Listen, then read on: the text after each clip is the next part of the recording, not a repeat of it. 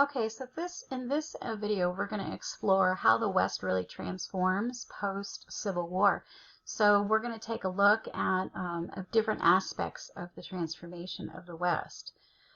First thing to really understand is that the West itself was a really diverse region. Okay, there were areas of plains, but there were also areas, very dry areas in the West too. There was a historian by the name of Frederick Jackson Turner, and he writes a very famous essay called The Significance of the Frontier in American History. And in it, he talks about how important the frontier was to American history, and this really piques a lot of interest at the time. It was published around 1898. It really kind of helps shape what American culture was and the cowboy culture. Also, which shapes it, and he mentions this in his lecture, is the 1890 census. So we just did a census right in 2020. And a census basically counts how many people exist in different places, and it also counts, who is there. Well, what he says is, guess what? The frontier is closed. We've basically filled Manifest Destiny from one coast to another, and so of course that's going to pique what we call imperialism, which will continue on in another couple weeks that we'll talk about that. But one important thing to really remember too is that the government is very influential in the development of the West. They knew that it was very important to the economy, and it will take Native American or Indian land by force. It's going to give money to farmers, to railroads, to mining companies in order to provide for this cultivation of the land in the West. One of the first things they do, and it's actually during the Civil War that they passed this act, was something called the Homestead Act. So essentially you would get this 160 acres of land, and all you had to do in order to earn that land is to prove that after 5 years it's cultivated. So of course many people are going to take the United States government up on this free land that they get, and this really is what settles Minnesota, the Dakotas, Nebraska, Kansas, the Midwest areas. We also see the increase of bonanza farms, which is really, large scale farming. And this is also done in addition to the cultivation of the West, is also because of farming technology like reapers, mechanical reapers, combines, barbed wire that's created. We also see in California let me move myself there a little bit. California that's really grown since California Gold Rush in 1849. We also see large-scale California farms starting to crop up. That's a pun, sorry. And also migration from a lot of the Asian countries, China, Philippines, Japan, and even people from Mexico starting to come up and work on some of these large-scale farms. All right, so one thing that I find super interesting is the fact that the West has been romanticized so much. There's so much fiction behind exactly what happened in the West, but this is definitely the time, the golden age of cattle ranching and cowboys, and we start to see them fictionalized in film and literature. There's even shows that people pay for to go see, like Wild West, Buffalo Bill Cody's Wild West show that even featured Sitting Bull for a time. This is where Annie Oakley comes about, where she's shooting, and everyone's amazed at her, at how much she can shoot.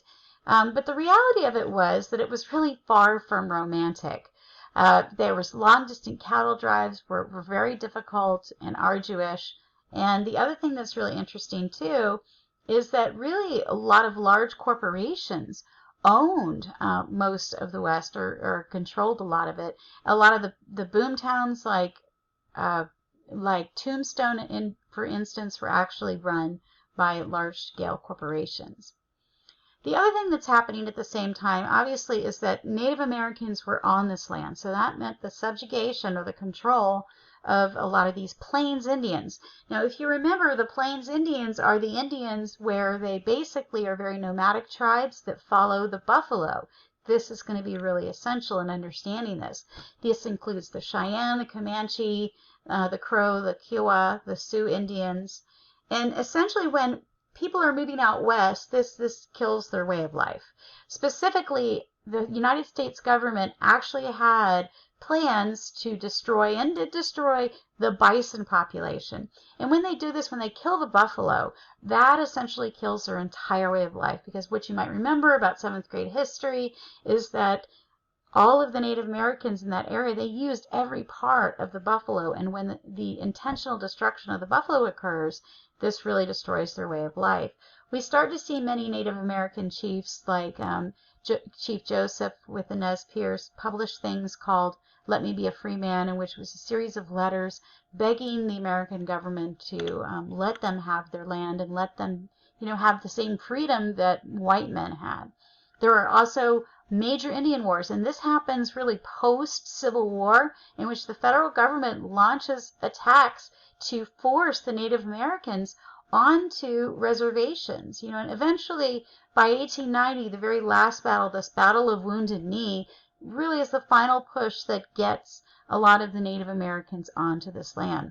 There's a lot of detail provided about these different Indian wars in your Gorin book, in the intro chapter of that Gorin book, so that's important for you guys to take a look at. This is an image of a lot of the Indian reservations and where they are today. You can see the blowout here, this one here, this is actually of Oklahoma, and as you may remember from 1301, through the Trail of Tears, the Native Americans were moved and put into this Indian territory that today we know as Oklahoma. All right, so one of the things that the American government does is there are a lot of do-gooders, a lot of people that actually had very good intentions to remake the Indian, to anglicize them, to make them more white. The United States government actually forms an organization known as the Bureau of Indian Affairs. And one of the first things they do is they create something called the Carlisle Indian School. This was one of many, but Carlisle was by far the most famous one, and we'll look at some pictures of the Carlisle Indian School here in just a minute. But it was an attempt to assimilate them, to force them into this white way of life. There's a video clip that I put up here, like a reenactment of the Carlisle Indian School and what it was like for them. I encourage you to watch it. That really is kind of eye-opening, and I think it makes a lot of people feel guilty about the way that we treated the Native Americans, which was horrible. But I also think it's important to remember that a lot of the people that were doing this really thought they were doing what they thought was best. Of course, we know today that it was completely stripping them of their culture and wrong, but at the time, they thought they were really doing something that would help the Native Americans.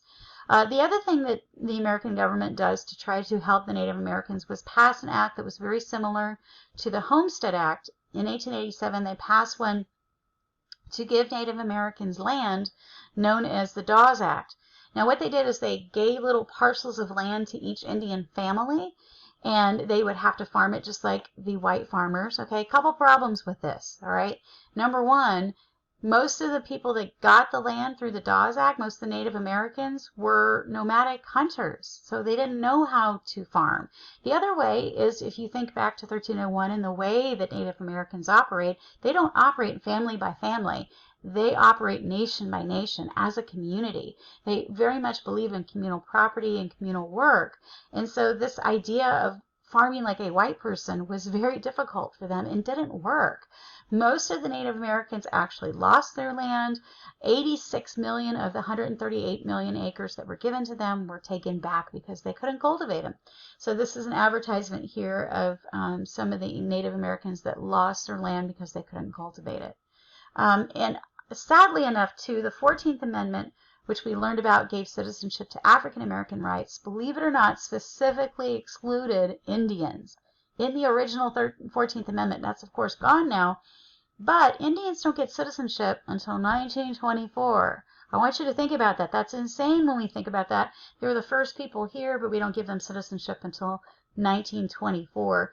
And sadly, and a lot of Native Americans still feel this way, that they didn't really want citizenship. They don't feel a part of the United States. They're very, very, very angry about, and rightfully so, about what really happened to them. This is some images of the Carlisle Indian School that shows some of the befores and afters, and you can really see about how they're becoming more white, how they're anglicized, how they're, they're transformed. So this I find really interesting, and again, I encourage you to watch that clip on the Carlisle Indian School. There's also one on Sioux and Sitting Bull, and that's eye-opening also. But anyway, short clip on that, on Transforming the West. Hope you guys found that interesting and learned something new. We'll see you next week. Next week we'll be talking about the Gilded Age.